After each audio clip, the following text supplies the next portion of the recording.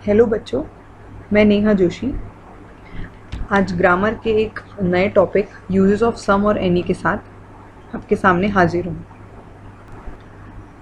सम और एनी को समझने से पहले मैं चाहती हूँ कि आप सेंटेंसेस के बारे में थोड़ी सी जानकारी ले लें। ग्रामर में सेंटेंस अपने आप में एक कंप्लीट टॉपिक है। आज हम इस पूरे सेंटेंस के टॉपिक को तो कवर नहीं कर सकते, पर सम और एनी को समझने के लिए जितना समझना ज़रूरी है मैं आपको आज वो समझा दूंगी। तो आइए देखते हैं सेंटेंस क्या होता है। A sentence is a group of word which gives a complete sense. Sentence ऐसे शब्दों का समूह है जो हमें एक अर्थ बताता है। किसी भी चीज़ को समझाने के लिए हमें वाक्य में शब्दों की रचना या शब्दों का तोड़ मोड़ इस प्रकार करना पड़ता है जिससे हम सामने वाले को अपनी बात को आसानी से समझा सकें। उसे हम वाक्य कहते हैं। काइंड्स ऑफ सेंटेंस, वाक्य के कुछ प्रकार होते हैं। इसके टोटल 5 प्रकार होते हैं। सबसे पहला है असर्टिव, जिसे स्टेटमेंट भी कहते हैं और डिक्लेरेटिव भी कहा जाता है। इसे हिंदी में कथनात्मक वाक्य कहते हैं। दूसरा है इंट्रोगेटिव सेंटेंस, जिसे प्रश्न सूचक वाक्य कहा जाता है। इम्पेरेटिव सेंटेंस, जिसे कमांड्स कहा जाता है और आदेश सूचक वाक्य भी कहा जाता है। ऑप्टेटिव सेंटेंस, जिसे इच्छा सूचक वाक्य भी कहा जाता है। एक्सक्लेमेटरी सेंटेंस, विस्मयादि बोधक वाक्य कहा जाता है। हमें सम और एनी को समझने के लिए सिर्फ असर्टिव और इंट्रोगेटिव सेंटेंस को समझना काफ़ी है। तो हम सबसे पहले शुरुआत करते हैं असर्टिव सेंटेंस से। असर्टिव सेंटेंस क्या होते हैं? A sentence that makes a statement is called assertive sentence. ऐसे वाक्य जो किसी कथन को व्यक्त करता है उसे हम असर्टिव सेंटेंस कहते हैं। असर्टिव सेंटेंस 2 प्रकार के होते हैं, एफर्मेटिव और नेगेटिव। एफर्मेटिव को स्वीकारात्मक वाक्य कहा जाता है और नेगेटिव को नकारात्मक वाक्य कहा जाता है। एफर्मेटिव सेंटेंस वो सेंटेंस होते हैं जिसमें हम नो, नेवर, नॉट का इस्तेमाल नहीं करते हैं। और नेगेटिव सेंटेंस इससे बिल्कुल उल्टे हैं। नेगेटिव सेंटेंस वो होते हैं जहां हम नो, नेवर, नॉट का इस्तेमाल करते हैं। तो आप बहुत अच्छे समझ गए होंगे कि एफर्मेटिव सेंटेंस और नेगेटिव सेंटेंस क्या है। जब भी हम असर्टिव सेंटेंस की बात करेंगे, हर असर्टिव सेंटेंस के बाद आपको फुल स्टॉप लगाना कंपलसरी होता है। आइए हम देखते हैं एग्जाम्पल एफर्मेटिव सेंटेंस के। कोई भी एक statement, Ram is a good boy, Ram is honest boy, she is beautiful, ऐसे कोई भी सेंटेंस हो सकते हैं जिसे हमें किसी स्टेटमेंट का पता चले और जिसमें कोई भी नेगेटिव बात नहीं की है, कोई भी नकारात्मक बात नहीं की हुई हो, वो सारे सेंटेंस स्वीकारात्मक या एफर्मेटिव सेंटेंस होंगे। आगे चलते हैं हम नेगेटिव सेंटेंस की तरफ। Ram is not honest, I have no money.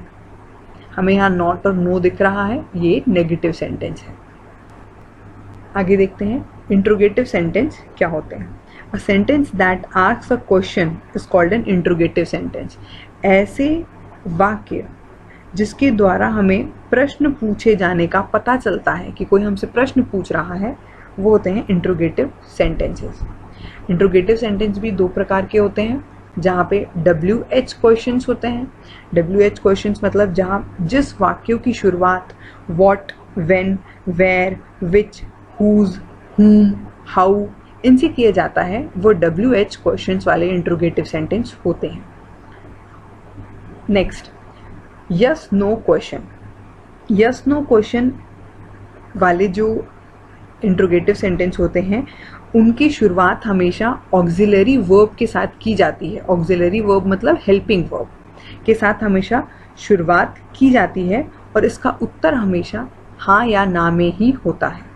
आपको बहुत लंबा कुछ आंसर नहीं देना पड़ता, हाँ या ना में आप आंसर देंगे तो वो उतना पर्याप्त होता है। तो आइए हम एग्जाम्पल देखते हैं WH क्वेश्चंस की। यहाँ पे देखो, आप देख सकते हैं व्हाट इज़ योर नेम। यहाँ पे WH व्हाट, WHAT व्हाट से शुरू हुआ है, what is your name question mark, whose book is this question mark. तो यहाँ पे व्हाट WH से शुरू है, हुज WH से शुरू है। अगर यहाँ हाउ भी होगा,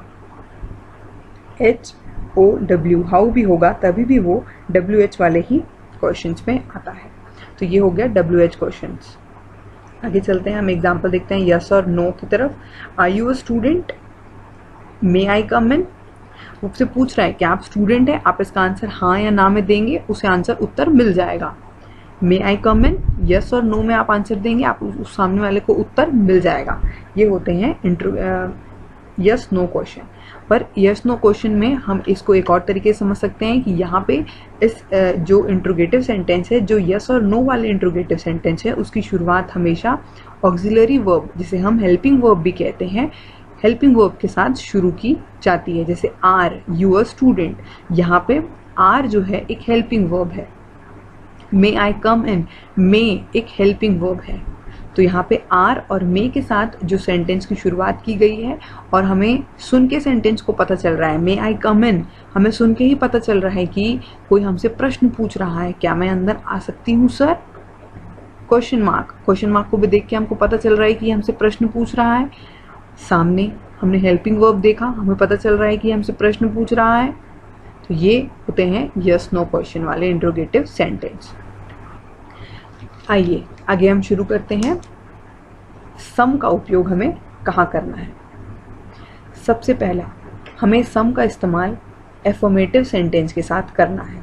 अभी हमने पहले की स्लाइड्स में देखा एफर्मेटिव सेंटेंस क्या होते हैं, स्वीकारात्मक वाक्य। तो हमें सम का इस्तेमाल हमेशा स्वीकारात्मक वाक्य के साथ ही करना है, एफर्मेटिव सेंटेंसेस के साथ करना है, चाहे वो काउंटेबल हो या अनकाउंटेबल का उपयोग किया गया हो, पर हमें एफर्मेटिव सेंटेंस के साथ हमेशा सम का इस्तेमाल करना है। एग्जाम्पल्स के रूप में देखते हैं, there is some milk in the cup, यहाँ पे मिल्क अनकाउंटेबल है। They have brought some fruit, यहाँ पे फ्रूट काउंटेबल है, हमने सम का इस्तेमाल किया। आइए अगला और बहुत ही इम्पॉर्टेंट पॉइंट हम सम के बारे में समझते हैं। Requesting, offering, interrogative sentence. अब इसको बहुत ध्यान से समझिएगा। ऐसे इंट्रोगेटिव सेंटेंस, ऐसे प्रश्नवाचक वाक्य, ऐसे इंट्रोगेटिव सेंटेंस जिसे हमें ये पता चले कि सामने वाला हमें रिक्वेस्ट या ऑफर कर रहा है, तब हम सम का इस्तेमाल करेंगे। जैसे कि यहाँ पे हमेशा इंट्रोगेटिव सेंटेंस का जो सेकंड वाला टाइप था, यस नो क्वेश्चन वाला टाइप ही आपसे पूछा जाएगा। जैसे कि आप एग्जांपल्स में देख रहे हैं, would you like some more tea. यहाँ पे हमें वुड जो है एक ऑक्सिलरी वर्ब है, एक हेल्पिंग वर्ब है, और हमें सामने वाला request would you like some more tea हमें ऑफर कर रहा है, क्या आप और टी लेना पसंद करेंगे, क्या आप और चाय लेना पसंद करेंगे। तो ये एक इंट्रोगेटिव सेंटेंस है, हमें समझ में आ रहा है कि एक इंट्रोगेटिव सेंटेंस है, और यहाँ पे सामने वाला हमें ऑफर कर रहा है, क्या आप और चाय लेना पसंद करेंगे। तो ये एक ऑफरिंग का एग्जाम्पल है, तो हमने यहाँ पे सम का इस्तेमाल किया। आगे के एग्जाम्पल की तरफ बढ़ते हैं। Could I have some water please. अब हमें कुड को देखकर समझ में आ रहा है कि एक हेल्पिंग वर्ब है और पीछे क्वेश्चन मार्क लगा हुआ है, तो ये भी यस नो वाला इंट्रोगेटिव सेंटेंस है। ये एक हेल्पिंग वर्ब के साथ शुरू हुआ इंट्रोगेटिव सेंटेंस है। तो ये could I have some more water, क्या मुझे और पानी मिल सकता है। तो ये एक ऐसा इंट्रोगेटिव सेंटेंस है जिसमें रिक्वेस्ट कर रहे हैं आप, क्या मुझे थोड़ा और पानी मिल सकता है। तो यहाँ पे भी हम सम का इस्तेमाल करेंगे। मैं आशा करती हूँ आपको ये बहुत अच्छे से समझ आ रहा होगा। हम आगे की स्लाइड की तरफ बढ़ते हैं। मैं कोशिश कर रही हूँ कि आपको इजी से इजी तरीके में मैं आपको समझा सकूँ। आइए हम यहाँ एनी का इस्तेमाल देखते हैं, ANY, एनी का इस्तेमाल बहुत ही इजी है। हम एनी का इस्तेमाल हमेशा नेगेटिव और इंट्रोगेटिव सेंटेंस के साथ करते हैं। नेगेटिव मतलब नकारात्मक वाक्य, जहाँ हमें no, not, don't, does, never ऐसे वर्ड्स मिलते हैं, नकारात्मक वर्ड्स हमें देखने को मिलते हैं, वहाँ हम एनी का इस्तेमाल करते हैं।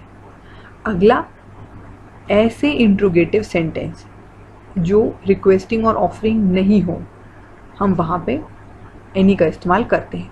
अब मैंने क्यों यहाँ पे आपको बोला कि रिक्वेस्टिंग और ऑफरिंग नहीं हो, क्योंकि रिक्वेस्टिंग और ऑफरिंग वाले इंट्रोगेटिव सेंटेंस में हम हमेशा सम का इस्तेमाल करते हैं।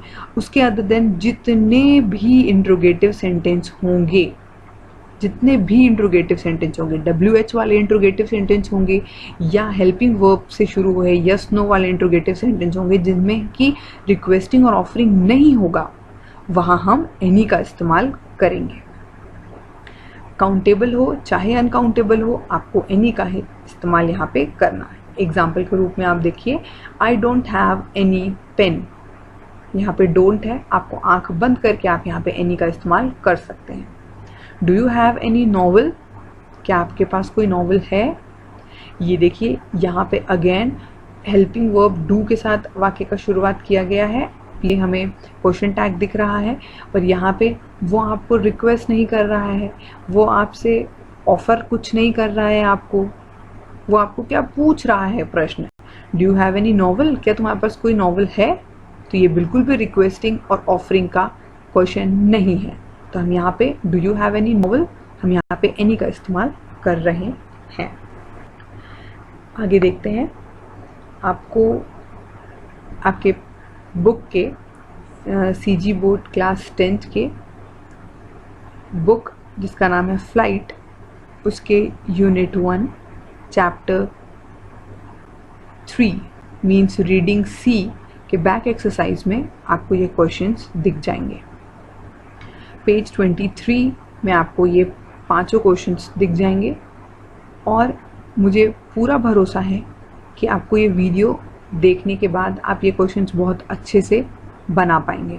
तो मैं आपसे रिक्वेस्ट करूँगी कि वीडियो को आप पॉज करें और ये क्वेश्चंस को अटेम्प्ट करने की कोशिश करें। आपको आंसर्स आगे दिखेगा, पर आप प्लीज़ इस वीडियो को पॉज करके इस क्वेश्चन को अटेम्प्ट करने की कोशिश करें।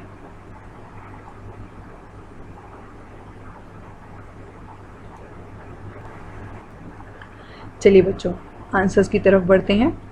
सबसे पहला, would you like dash T? देखिए ये एक ऑफरिंग और रिक्वेस्टिंग वाला क्वेश्चन आ गया। क्या आप चाय लेना पसंद करेंगे? ऑफर कर रहा है सामने वाला आपको, ये एक इंट्रोगेटिव क्वेश्चन है और यहाँ पे ऑफरिंग है, would you like some tea, तो हमने यहाँ पे सम का इस्तेमाल किया। आगे देखिए, there are dash books on that table, ये एक असर्टिव एफर्मेटिव सेंटेंस है, नॉर्मल सा सेंटेंस है, एफर्मेटिव सेंटेंस है, तो हम यहाँ पे सम का इस्तेमाल करेंगे। No I don't want any book, नहीं मुझे कोई किताब नहीं चाहिए, नहीं, नो नेगेटिव, नेगेटिव सेंटेंस है, नेगेटिव में हम एनी का इस्तेमाल करते हैं। आगे देखिए, she wants dash paper to write a story, she want ये नॉर्मल सा एक एफर्मेटिव सेंटेंस है, तो यहाँ पे हम सम का इस्तेमाल करेंगे। आगे, they don't have any money with them, don't देखकर ही हमें समझ में आ गया कि हमें एनी का इस्तेमाल करना है, आगे कुछ पढ़ने की ज़रूरत नहीं है, आप आगे आंख बंद करके एनी का इस्तेमाल कर सकते हैं। सो बच्चों, थैंक यू सो मच। मैं आशा करती हूँ कि आपको मेरा वीडियो बहुत अच्छे से समझ में आया होगा। अब आप सम और एनी से रिलेटेड कोई भी क्वेश्चंस हो, आप उसको बहुत अच्छे से सॉल्व कर पाएंगे, मुझे पूरा भरोसा है। आपके पास जो भी ग्रामर की बुक होगी, आप उससे भी सम और एनी के क्वेश्चंस आप सॉल्व करें, प्रैक्टिस करें। कोई डाउट हो आप मुझे नीचे कमेंट सेक्शन में बिल्कुल पूछ सकते हैं, या हमारे व्हाट्सएप ग्रुप में आप मुझे पूछ सकते हैं। आप इस वीडियो को अपने फ्रेंड्स को ज़रूर शेयर करें, इस वीडियो को लाइक करें और मेरे को सब्सक्राइब करें। तो students, thank you for watching the video, keep studying, stay safe.